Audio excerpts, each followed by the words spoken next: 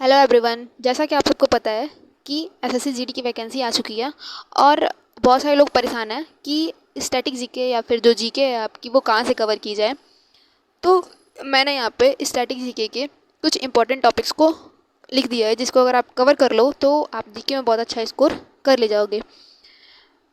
आपको पता है कि एसएससी के किसी भी एग्जाम्स में आपकी स्टैटिक जीके का रोल बहुत बड़ा होता है। तो आइए देखते हैं। आपका स्टैटिक जीके में पहला टॉपिक है वन्य जीव अभयारण्य, फिर है रामसर साइट, फिर दूसरा है बायोस्फीयर रिजर्व, तीसरा है पड़ोसी देश, चौथा है thermal and nuclear power plant, पांचवा है महारत्न व नवरत्न कंपनी, छठवां है यूनेस्को साइट्स और एक अमूर्त यूनेस्को साइट्स। देखो, यूनेस्को साइट में दो यूनेस्को साइट्स होती हैं जो कि आप एक तो आप टच कर सकते हो जैसे ताजमहल हो गया, दूसरा आपका अमूर्त यूनेस्को साइट जिसको आप टच नहीं कर सकते जैसे दुर्गा पूजा हो गया, है ना।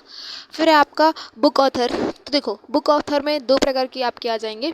जैसे एक पुराने बुक्स होते हैं जो कि थोड़े इंपॉर्टेंट होते हैं, उनको मतलब बहुत ज़्यादा बार एस रिपीट करती है तो उनको देख सकते हो।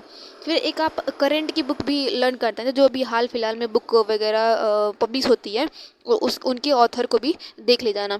फिर है आपका म्यूजिकल इंस्ट्रूमेंट्स और उनको बजाता कौन है। देखो, पहले एसएससी का बहुत ज़्यादा क्रेज़ था, वो इन्हीं सारे में अपने स्टैटिक जीके को लपेट ले रही थी, लेकिन इस टाइम पे क्या है वो सारे से मिक्स क्वेश्चन दे रही है। तो आप इनको अगर रट्टा मारो तो काम नहीं चलने वाला है। तो म्यूजिकल इंस्ट्रूमेंट और उनके मतलब जो उनको यूज़ करते हैं उनका नाम याद कर लेना। फिर है आपका घराना, घराने के जो फाउंडर हैं वो याद कर लेना। फिर है आपका उनके अंदर आता कौन है, मतलब उस घराने के अंदर अंदर कौन, बहुत मतलब बहुत सारे इंपॉर्टेंट लोग होते हैं, उनको लर्न कर लेना। फिर है आपका फोक डांस, फिर एक है आपका क्लासिकल डांस, फिर है हिस्टोरिकल मॉन्यूमेंट्स, यानी जैसे आपका लखनऊ में रूमी दरवाज़ा है, आपका आगरा में ताजमहल है वैसे। फिर है आपका फेस्टिवल, फिर है आपकी स्पोर्ट्स टर्मिनोलॉजीज, मतलब जो स्पोर्ट्स में जो भी आपके शब्द वगैरह यूज़ होते हैं वो हो गए। फिर है आपका टेम्पल और निर्माण करता। देखो, टेम्पल में ये होगा कि आप मतलब एक तो आपके जो न्यूली बने मंदिर वगैरह हैं वो सारे पूछ लेता है, लेकिन कुछ आपके हिस्ट्री से भी वो टेम्पल उठा लेते हैं जिनमें वो वंश पूछते हैं कि वो किस वंश के हैं। तो एक थोड़ा हिस्ट्री के भी टेम्पल्स को देख लेना, और जो नए नए टेम्पल्स हैं उनके भी निर्माणकर्ता पूछे जाते हैं तो उनको भी देख लेना। फिर है आपका 2011 का जो जनगणना हुआ था वो। फिर है पहाड़ी पर्यटक स्थल। पहाड़ी पर्यटक स्थल में आप क्या करोगे कि जो ये मंडीले वगैरह हैं, ये सारे मतलब बहुत सारे हैं, उनको यूट्यूब पे अगर आप ऐसे टॉपिक सर्च करोगे तो ये आ जाएगा। अगर नहीं आया, प्रॉब्लम होगी तो आप कमेंट में बता देना, मैं इसकी एक सेपरेट वीडियो मतलब सारी की अलग अलग बना के अपलोड कर दूँगी। फिर है आपका नदियों के किनारे बसे शहर, फिर है बंदरगाह, फिर है आपका हवाई अड्डा, फिर है जलमार्ग। देखो, जलमार्ग में बहुत सारे होंगे लेकिन आपसे मेनली दो ही पूछा जाता है, अभी तक तो दो ही आया है, और उसमें जो है कि आपके पूछा जाता है कि वो किस नदी के थ्रू हो, चूँकि जलमार्ग है तो किसी न किसी नदी के थ्रू जाएगी तो इसीलिए उसका नदी पूछा जाता है। फिर आपका राष्ट्रीय राजमार्ग, नेशनल हाईवे। नेशनल हाईवे में आपका जो है वो जैसे कौन सा नेशनल हाईवे बड़ा है, कौन सा छोटा है, कौन कितने शहरों से गुजरता है, ये सारी चीज़ें, और कौन किस किस को जोड़ता है, ठीक है। फिर है रेल मंडल मुख्यालय। फिर है आपका अनुसंधान संस्थान योजना। योजना में दो योजना है, जो तो एक पुरानी योजना है, जैसे आपकी जनधन योजना पूछी जाती है, ऐसे तो बहुत सारी पुरानी योजना है जो कि आपकी थोड़ी इंपॉर्टेंट है तो उसको लर्न कर लेना, और जो करंट की योजना राज्य और केंद्र सरकार चलाते हैं वो तो भाई लर्न करना ही है। फिर है आपका झील, फिर है आपका अंतर्राष्ट्रीय संगठन, फिर है आपका अधिनियम, फिर आपकी देश राजधानी और देश मुद्रा। इन पे थोड़ा ही ध्यान देना क्योंकि वो ज़्यादा पूछता नहीं, करंट वाले ज़्यादा ध्यान देना, जिससे आपकी जो करंट में टॉपिक इंपॉर्टेंट हो उसको देख लेना। फिर देखते हैं भाई हिस्ट्री। देखो, हिस्ट्री में मतलब आपको करने तो सारे हैं बट इनको अपने टिप्सों पे रखना है, मतलब कि पढ़ना ओवरव्यू थोड़ा थोड़ा सबका ले लेना, लेकिन इनको थोड़ा ज़्यादा स्पेशल ध्यान देके पढ़ना क्योंकि इनमें आपको हिस्ट्री नहीं पड़ जाएगी। क्योंकि जीडी के एग्जाम के लिए चूँकि 20 क्वेश्चन आने हैं, और कोई आपसे ये कह दे कि भाई तू पूरी हिस्ट्री पढ़ जा, तो अगर आपके पास टाइम कम है तो मैं भाई आपको ये सजेस्ट करूँगी कि आप अपने हिंदी, रीजनिंग और मैथ्स को स्ट्रॉन्ग कर लो, क्योंकि भाई जीके अगर आ गई तो आपकी है और नहीं आई तो किसी की भी नहीं है, ठीक है। तो आप ये तीन सब्जेक्ट आपके मतलब इतना कर जाना कि आप उनमें से फुल में फुल मार्क्स कर जाओ, या तो एक दो क्वेश्चन कम पड़ जाए, यानी 60 क्वेश्चन में से आपके क्वेश्चन मतलब हो जाने चाहिए। फिर आप इसको हिस्ट्री, जियोग्राफी, स्टैटिक वगैरह में मतलब इंपॉर्टेंट टॉपिक्स कवर कर लो, आपके मतलब जीके जीडी की कवर हो जाएगी। तो देखते हैं हिस्ट्री में। तो हिस्ट्री में आपको पहले मतलब आधुनिक इतिहास से स्टार्ट करना है, और उसमें संस्था, वो उनके संस्थापक जो होते हैं, जैसे आपकी बहुत सारी संस्थाएं बनी थी, दादा भाई नौरोजी ने बनवाई थी, ये सारी मतलब बहुत सारी संस्थाएं बनी थी, उनको थोड़ा सा देख लेना, मतलब देख के लेना, उनको टिप्स पे रख लेना, क्योंकि उन्हीं में आपकी मतलब आता भी है हिस्ट्री से क्वेश्चन, तो इन्हीं समय निपट जाएगा। फिर 1857 की क्रांति।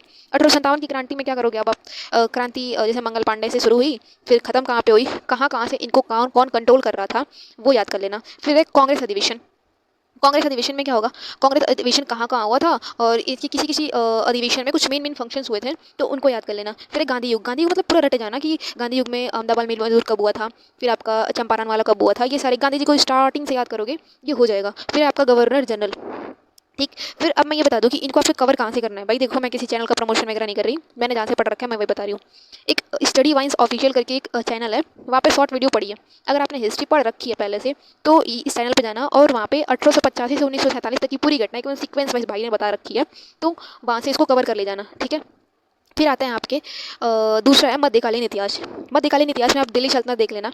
दिल्ली सल्तनत में देखो, उनका जो जैसे गुलाम वंश था, फिर खिलजी वंश था, उसमें जो भी आए हैं, जैसे खिलजी वंश में अलाउद्दीन खिलजी वगैरह जो थे, इन सब का जो मतलब टाइम पीरियड है कि उन्होंने कब से कब तक शासन किया, ये याद कर लेना। फिर जो वंश था, जैसे गुलाम वंश के संस्थापक कौन, खिलजी वंश के संस्थापक कौन, उनको याद कर लेना।